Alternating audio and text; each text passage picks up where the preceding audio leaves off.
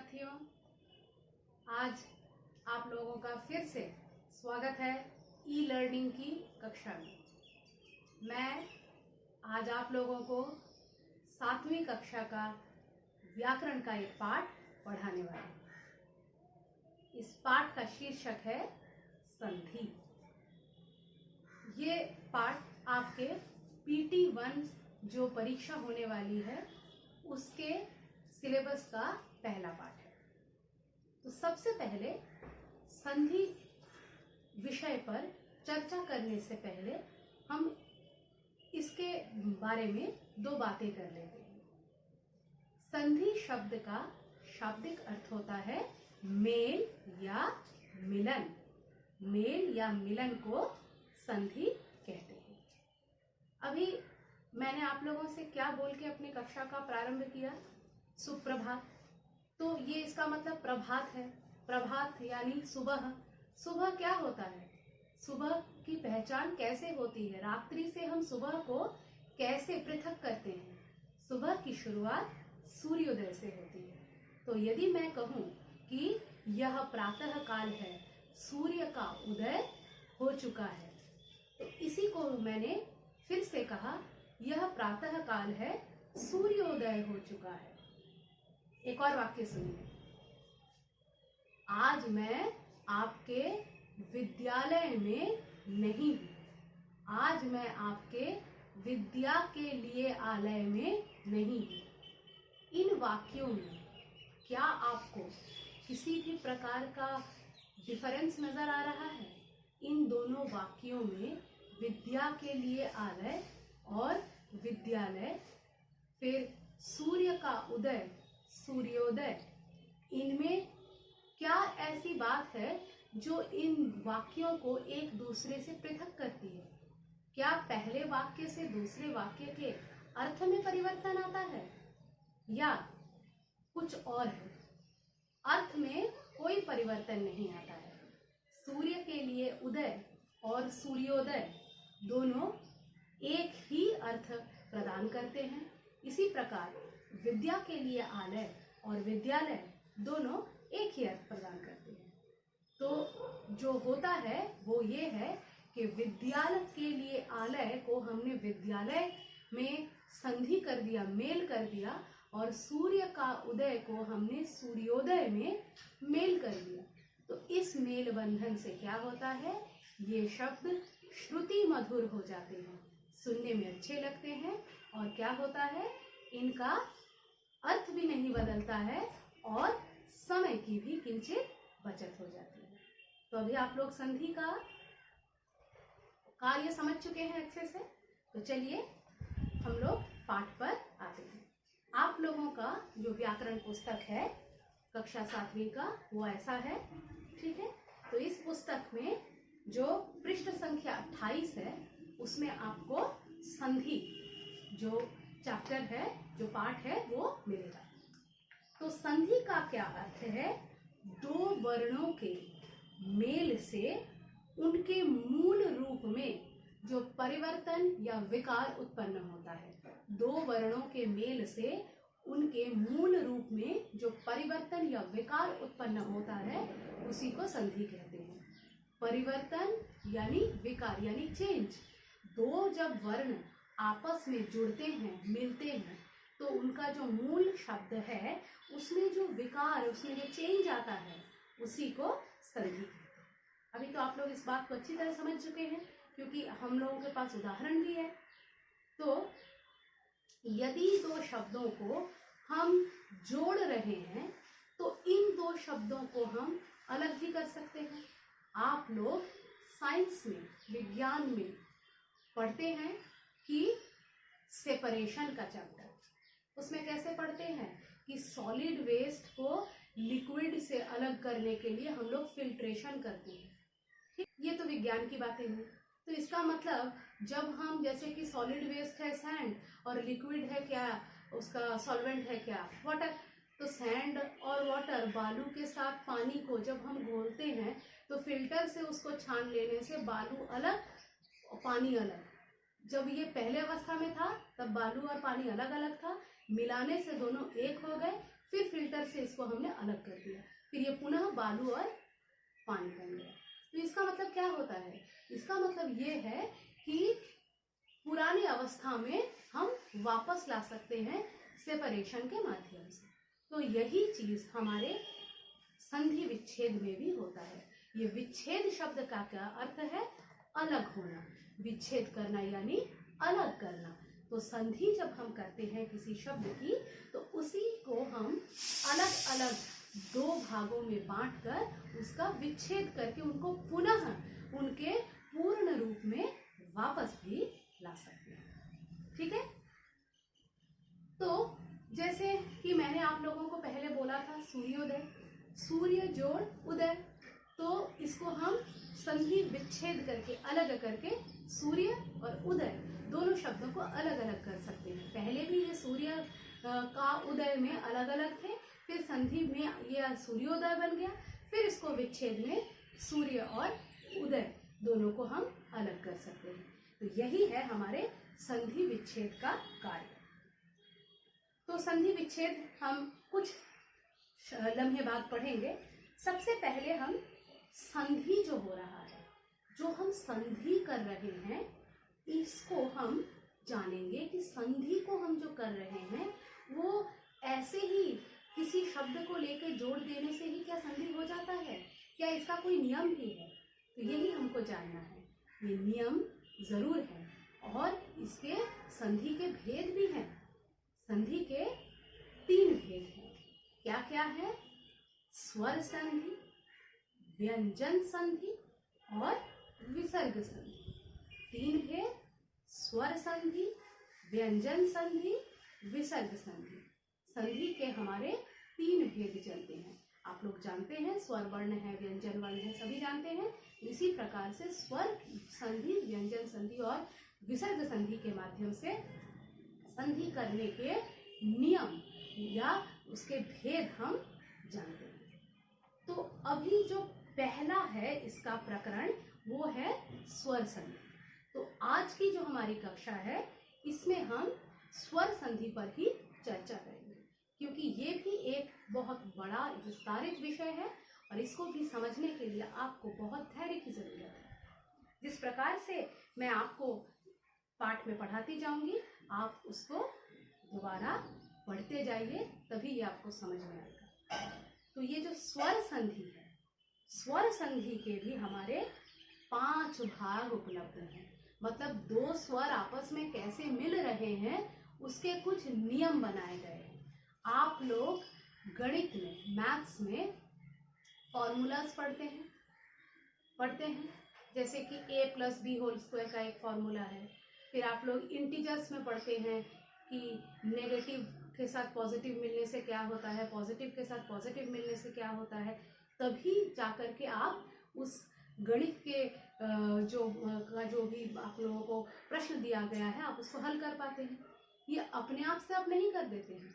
वो नियम, वो थ्योरम, वो फॉर्मूलाज आपको याद रखना पड़ता है और उसको दिमाग में रख के उसी के बेसिस पर आप लोग उसको सॉल्व करते हैं। इसी प्रकार से हिंदी व्याकरण में भी हमको संधि के कुछ नियम पढ़ने पड़ेंगे। ये केवल संधि के लिए नहीं है, बाकियों में भी है, लेकिन फिलहाल हम संधि पढ़ रहे हैं तो हम संधि के बारे में चर्चा करेंगे। संधि में भी हम क्या पढ़ रहे हैं? स्वर संधि पढ़ रहे हैं। तो स्वर संधि के जो नियम है, ठीक है, वो भी इसी प्रकार से आपको जानने पड़ेंगे। मैथ्स के थ्योरम की भांति, फॉर्मूलाज की भांति आपको इनको कंठस्थ करना पड़ेगा, याद कर लेना पड़ेगा, या फिर आप इसको समझ लीजिए तो भी काफी है। इन नियमों को अगर आप ठीक तरह से जान जाएंगे तो आपको चाहे कोई भी शब्द दिया जाए, आप उनका आराम से संधि विच्छेद या संधि जो भी आपको प्रश्न दिया जाएगा उसको आप कर पाएंगे। समझ में आ गई बात? तो चलिए, स्वर संधि के 5 भेद क्या क्या है। सबसे पहला है दीर्घ संधि। दीर्घ संधि, गुण संधि, वृद्धि संधि, यण संधि, अयाधि संधि। क्या क्या बोला? दीर्घ संधि, गुण संधि, वृद्धि संधि, यण संधि, अयाधि संधि। ये 5 भेदों पर आज के कक्षा में हम चर्चा करेंगे और यही 5 हमारे जो हैं भेद भी हैं स्वर संधि के। तो सबसे पहला भेद क्या सुने हम? दीर्घ संधि। दीर्घ शब्द का शाब्दिक अर्थ है दीर्घ यानी बड़ा, विशाल। यानी दीर्घ संधि सुनते ही हमारे दिमाग में क्या आ रहा है कि जब भी हम इस संधि को करेंगे तो कुछ बड़ा बनेगा। बड़ा क्या बनेगा? आप लोग जानते हो हिंदी की हमारी जो वर्णमाला की व्यवस्था है उसमें जो स्वर वर्ण है उसमें सभी के ह्रस्व स्वर और दीर्घ स्वर उपलब्ध हैं। ह्रस्व स्वर और दीर्घ स्वर उपलब्ध हैं। जैसे कि अ, आ, छोटी, बड़ी, छोटा ऊ, बड़ा ऊ पढ़ते हैं आप लोग। ए, ओ, औ, ऐसे सबका छोटा बड़ा आसपास रख के हमारी वर्णमाला को बहुत ही वैज्ञानिक तरीके से तैयार की गई है। तो इसका मतलब इसमें मेरे मुताबिक क्या होना चाहिए कि जब कोई भी परिणाम इसमें निकलेगा, इसमें जब भी कोई दो शब्दों के मेल से जो हमारा परिणाम निकलने वाला है, नया शब्द बनने वाला है, उसमें मात्रा कौन सी लगने वाली है? दीर्घ मात्रा लगने वाली है, बड़ी वाली मात्रा लगने वाली है। ठीक है, तो देखिए बुक में क्या लिखा है, आपकी किताब में क्या लिखा है। जब ह्रस्व या दीर्घ स्वर के बाद ह्रस्व या दीर्घ स्वर आए तो दोनों के मेल से दीर्घ स्वर बनता है। तो ह्रस्व स्वर या दीर्घ स्वर के साथ दूसरा ह्रस्व या दीर्घ स्वर जुड़ता है तो उनके मेल से हमेशा ही, चाहे ह्रस्व हो चाहे दीर्घ हो, बनेगा दीर्घ स्वर। परिणाम हमेशा दीर्घ में ही आएगा। पहले यहाँ पे एक बात आप लोगों को हम बता दें कि ये जो मतलब संधि है, संधि का क्या नियम है? दो शब्दों के मेल से संधि बन रहा है तो पहले शब्द का अंतिम वर्ण और दूसरे शब्द का प्रथम वर्ण, पहले का अंतिम दूसरे का प्रथम, ये दोनों मिलकर ही सारे विकार उत्पन्न करते हैं और इसी से ही शब्दों को जोड़ा जाता है। ठीक है, जैसे कि मैंने आपको उदाहरण दिया था विद्यालय। विद्यालय में विद्या का आ और आलय का आ, ये दोनों जुड़कर क्या बना? आ। अरे ये तो दीर्घ संधि का नियम हो गया है ना, क्योंकि दीर्घ संधि में भी तो यही बोला गया है कि आ के साथ अगर आ जुड़े, अ के साथ यदि आ जुड़े या अ के साथ यदि ई जुड़े तो इसका दीर्घ वाला फॉर्म आ जाएगा। तो विद्यालय में अ का दीर्घ फॉर्म यानी आ गया। तो चलिए हम तो यहीं से दीर्घ से ही इसका मतलब हमारी शुरुआत भी हुई थी। तो और कुछ उदाहरण के माध्यम से इसको समझते हैं। जैसे कि समय जोड़ अभाव। समय य, पहले वर्ण का आखिरी, पहले शब्द का आखिरी वर्ण क्या है? य कैसे बना है? य जोड़ अ, आधा य जोड़ अ, तो उसका अ। और अभाव, अभाव का पहला वर्ण क्या है? अ, तो अ से अ बना तो क्या बनेगा? हमेशा परिणाम किसमें आएगा? चाहे ह्रस्व हो चाहे दीर्घ हो। दीर्घ संधि का नियम कहता है कि हमेशा परिणाम दीर्घ में आएगा। तो यहाँ पर क्या बन गया? आ। समय जोड़ अभाव, समयाभाव, समयाभाव। सुने आप लोग अच्छे से? तो या मतलब आ, दीर्घ। इसी तरह से एक और उदाहरण ले लेते हैं। जैसे कि मही जोड़ इंद्र। मही, ई, बड़ी ई, दीर्घ ई जोड़ इंद्र, छोटी ई। तो बड़ी ई से छोटी ई मिल रहा है, दीर्घ संधि क्या बताता है हमको? दीर्घ वाली मात्रा लगेगी। तो यह क्या हो गया? महींद्र। महीन, मही जोड़ इंद्र, महींद्र। तो इसका मतलब यहाँ पे हमको क्या मिला? यहाँ पर हमको दीर्घ में इसका परिणाम। आशा है आपको दीर्घ संधि समझ में आई है। यदि नहीं आई है तो ये भी हमें बताएं, हम इसको आपको दोबारा समझा देंगे। इसके बाद हमने क्या पढ़ा था? दीर्घ संधि के बाद हमने पढ़ा था गुण संधि। तो चलिए गुण संधि समझते हैं। गुण संधि में क्या नियम है? गुण संधि का नियम बताता है कि यदि अ के साथ ई या आ के साथ ई या कुछ भी आ के साथ ई अगर मिले तो उसका परिवर्तन हो जाएगा ए में। आ या ई, बड़ी ई मिले तो आपस में अगर ये जुड़े तो इनका परिवर्तन क्या हो जाएगा? इनका परिवर्तन हो जाएगा ए नहीं, ए। ठीक है, उसके बाद यदि छोटा ऊ या बड़ा ऊ अ या आ के साथ मिले, अ और आ के साथ, अ या आ के साथ यदि छोटा ऊ या बड़ा ऊ मिले तो उसका परिवर्तन ओ में हो जाएगा। इसी तरह से यदि अ और या आ का मिलन री के साथ हो तो अर बन जाएगा। ये नियम है। अ के साथ आ के साथ यदि ई या बड़ी ई लगता है तो वो ए में परिवर्तन होगा।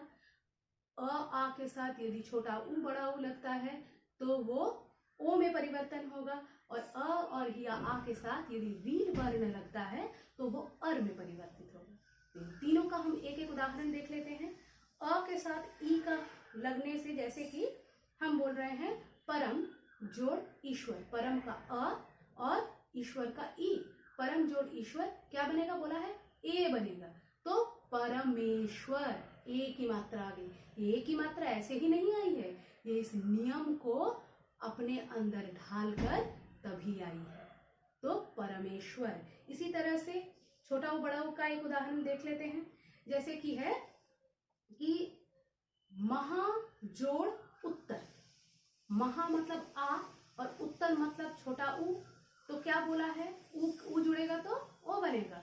तो महा जोड़ उत्तर फिर क्या होगा, महोत्तर, ओ की मात्रा आ गई। महा जोड़ उत्तर महोत्तर। ठीक इसी प्रकार से री के लिए बोला गया है कि री जुड़ने से अर बनेगा। तो सप्त जोड़ ऋषि, सप्त जोड़ ऋषि क्या बना, सप्तर्षि, सप्तर्षि। ये अर, सप्तर्षि को अच्छे से प्रोनाउंस कीजिए, इसका उच्चारण कीजिए तो आपको अर शब्द सुनाई देगा। तो री अगर जुड़ा तो ये अर बन गया। समझ में आ गई बात। चलिए उसके बाद हम पढ़ेंगे वृद्धि संधि।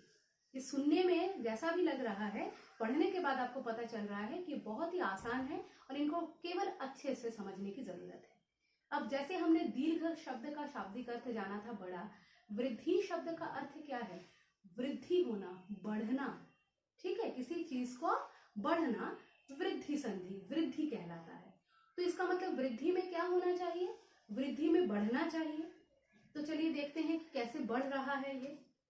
जब पहले शब्द के अंत में, पहले शब्द के अंत में अ या आ हो, अ या आ हो, तथा दूसरे शब्द के आरंभ में ए या ए हो। दूसरे शब्द, पहले शब्द के अंत में अ या आ, दूसरे शब्द के आरंभ में ए या ए हो, अथवा ओ या औ हो, तो ये सब मिलकर क्या देंगे हमको, ए और औ, ए और औ देंगे। यही वृद्धि संधि है। मतलब ए का ए में परिवर्तन हो गया, ओ का औ में परिवर्तन हो गया, तो बढ़ गया ना, तो ये वृद्धि संधि हुआ। जैसे कि एक उदाहरण ले लेते हैं कि सदा जोड़ एव, सदा में क्या है, आ के साथ क्या जुड़ा, एव, ए, आ के साथ ए जुड़ा, ए का दीर्घ रूप क्या बन जाएगा, इसका वृद्धि होने पर ए बन जाएगा। तो सदा जोड़ एव क्या बन जाएगा, सदैव बन जाएगा। तो ये नियम ही हुआ। उसके बाद क्या है, उसके बाद हमारा है कि जैसे कि हम औ बनाना चाहते हैं, तो औ बनाने के लिए हमको ओ से जोड़ना पड़ेगा। तो जैसे कि हम एक शब्द लेते हैं, जल जोड़ औषधि, जल जोड़ औषधि क्या बनेगा, जलौषधि, औ जलौषधि, जल जोड़ औषधि क्या बना, जलौषधि। तो इसका मतलब यहां पर भी इसका वृद्धि हो गया। इसकी वृद्धि होने के चलते ये वृद्धि संधि के नियमानुसार हो जाता है। ये पढ़ लिए हमने स्वर के, स्वर संधि के 3 भाग। अभी इसका चौथा भाग हम पढ़ेंगे। चौथा भाग क्या है, यण संधि। यण संधि में भी नियम है। कैसा नियम है, यदि पहले शब्द के अंत में छोटी ई बड़ी ई, छोटा ऊ बड़ा ऊ या री हो, पहले शब्द के अंत में छोटी ई बड़ी ई, छोटा ऊ बड़ा ऊ या री हो, और दूसरे शब्द के आरंभ में कोई अन्य स्वर हो, कोई भी एक भिन्न स्वर है। शुरुआत में छोटी ई बड़ी है, छोटा ऊ बड़ा ऊ है या री है, और दूसरे शब्द के आरंभ में कोई भिन्न मतलब स्वर है, तो उनका परिवर्तन कैसे होगा। छोटी ई बड़ी के लिए परिवर्तन य में होगा, छोटा ऊ बड़ा ऊ के लिए परिवर्तन व में होगा, और री के लिए परिवर्तन र में होगा। आइए उदाहरण के माध्यम से इसको और विस्तार से समझते हैं। तो छोटी बड़ी जोड़ अन्य शब्द य, छोटी ई क्या है नदी, अन्य वर्ण अन्य कोई स्वर वर्ण अ, अर्पण नदी जोड़ अर्पण, अर्पण का अ ई के साथ अ जुड़ने से क्या बनेगा बोला है यह बनेगा। तो नदी जोड़ अर्पण नद्यर्पण, ये य कहां से आया यण संधि के नियम से आया। नदी जोड़ अर्पण नद्यर्पण, अति जोड़ अंत अत्यंत, अति जोड़ एता अध्येता, ये य का उच्चारण हम ऐसे ही नहीं कर रहे हैं, य का उच्चारण हम नियम मान के कर रहे हैं। यण संधि का नियम कहता है यदि ई या ई के साथ छोटी ई या बड़ी ई के साथ कोई भी अन्य स्वर जुड़े तो वो य में परिवर्तन होता है। तो उसी परिवर्तन को हमने यहाँ पर अनुभव किया। उसके बाद है छोटा ऊ बड़ा ऊ। छोटा ऊ बड़ा ऊ का परिवर्तन हमको बोला गया है कि अगर ये अन्य स्वर से मेल होता है इसका तो इसका परिवर्तन व में होगा। तो छोटा ऊ बड़ा ऊ का एक शब्द ले लेते हैं, जैसे कि सु जोड़ इच्छा, सु और इच्छा। तो सु का उ और इच्छा का ई मिलने से क्या होगा, उ के साथ अगर दूसरा कोई स्वर मिले तो क्या बनेगा बोला है व। तो यहाँ पर अभी व, इन दोनों शब्दों में व का कोई नामो निशान नहीं है, लेकिन यण संधि का नियम बताता है कि सु जोड़ इच्छा को जब हम मेल करेंगे तो ये बनेगा स्वेच्छा। स्वेच्छा मतलब अपनी इच्छा, स्व की इच्छा, अपनी इच्छा स्वेच्छा। ठीक है, तो सु जोड़ इच्छा, छोटा ऊ जोड़ छोटी ई क्या बना स्वेच्छा। इसी तरह से और भी उदाहरण ले लेते हैं। आप लोगों के घर में यदि कोई आता है तो क्या बोलते हैं, आपका स्वागत है। ये स्वागत कैसे बना है, सु जोड़ आगत स्वागत। तो ये वह भी हमारा यण संधि का नियम ही है। एक और यण संधि का नियम बताया गया है कि री का र में परिवर्तन होगा यदि अन्य स्वर के साथ उसका मेल हो रहा है। तो ले लेते हैं एक उदाहरण, मातृ जोड़ आनंद, मातृ री और आनंद आ एक दूसरा ही वर्ण, तो मातृ जोड़ आनंद क्या होगा मात्रानंद। ये र कहां से आया, यण के नियम से आया। पितृ जोड़ आज्ञा पित्राज्ञा, ये र यण संधि के नियम से आया। आशा है आपको ये समझ में आया होगा। आगे हम स्वर संधि के अंतिम नियम को पढ़ेंगे जो कि है अयादि संधि। अयादि संधि, अयादि संधि में क्या होता है कि यदि पहले शब्द के अंत में ए अथवा ए अथवा ओ या औ है और दूसरे शब्द के आरंभ में कोई भिन्न स्वर आए, पहले शब्द के आरंभ में ए या ए, दूसरे के आरंभ में कोई भिन्न, या पहले के आरंभ में ओ या औ और दूसरे के आरंभ में कोई भिन्न आए, तो ए के लिए वो अय बन जाएगा, ए के लिए वो अय बनेगा, ए के लिए आए बनेगा, ओ के लिए अव बनेगा, औ के लिए आव बनेगा। अब आप बोलोगे कि मैडम ये क्या नियम है, ये बहुत ही साधारण से नियम है, आप दिनचर्या में अपने इन शब्दों का व्यवहार भी करते हैं, बस आपको नियम नहीं पता होते हैं। तो हम लोग उदाहरण ले लेते हैं तो आप लोगों को ये बात और स्पष्टता से मालूम हो जाएगी। कैसा उदाहरण है देखो, पहला ए का बोला है क्या बनेगा अय बनेगा, तो ए मतलब ने और भिन्न स्वर से इसका मेल करा रहे हैं अन, ने जोड़ अन क्या बना नयन, तो ए का अय बन गया ना नयन, अय अय उच्चारण हो रहा है नयन। इसी तरह से ए का आय नय जोड़ अक नायक, नय जोड़ अक नायक, है ना मजे की बात। नियम का देखो सटीक पालन है, ने और अन नयन, ए से अय बना और ए से आय बनेगा, नय जोड़ अक नायक आय बना। इसी तरह से बोला है, क्या बोला है कि ओ के साथ भिन्न स्वर जुड़ने से अव बनेगा। तो चलिए पढ़ते हैं, भो जोड़ अन, भो जोड़ अन भवन बना ना, अव बना तो भवन, हो जोड़ अन हवन बन गया। देखिए उसके बाद आखिरी नियम क्या है, औ का आव में परिवर्तन होगा। अव, जैसे अभी आपने पढ़ा भो जोड़ अन भवन, इसी को अगर हम पढ़ते हैं अव में, भाव जोड़ अन भावन, ठीक है, भाव जोड़ अन भावन, भो जोड़ अन भवन, लेकिन भाव जोड़ अन भावन, क्योंकि नियम कहता है अव का भिन्न स्वर से मेल हमें आव देगा, तो भव जोड़ अन भवन नहीं बनेगा, तब ये भावन बनेगा। लेकिन जब तक ये ओ है तब वही देखो ओ के साथ जब अन जुड़ा तो ये भवन हुआ। इसी तरह से नौ जोड़ इक नाविक, भौ जोड़ उक भावुक। समझ गए आप लोग? तो आज की कक्षा में हमने क्या क्या पढ़ा?